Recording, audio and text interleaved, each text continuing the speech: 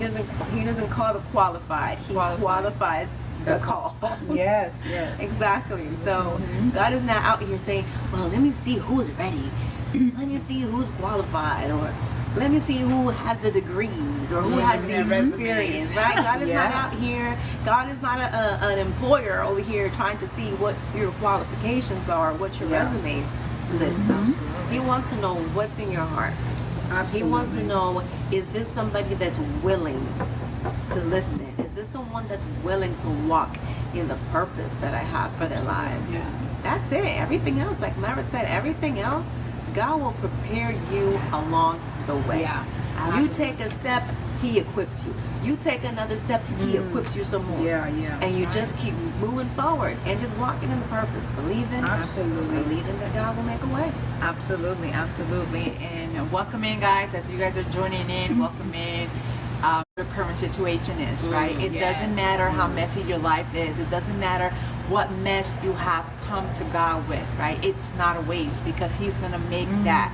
He wants to exchange your ashes for beauty. And that's how we have to come to God, right?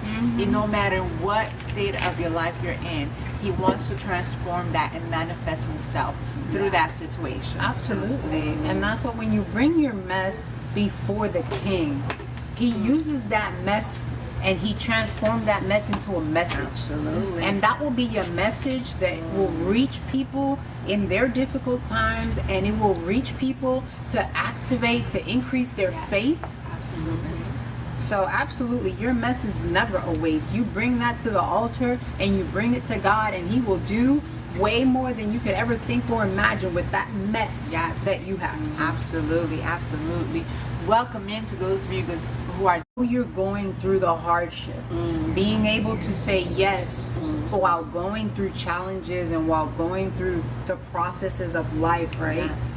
That's where it comes down to, God, I'm going to obey you and I'm going to walk in that yes, although it's hard.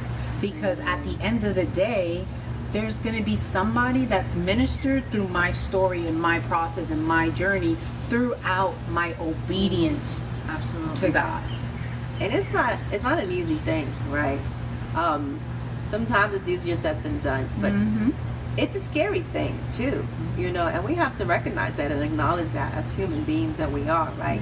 It's scary when we don't know what the next step is going to be. It's scary when we don't know exactly how God wants us to do whatever it is that He wants us to do, because God doesn't give you a blueprint.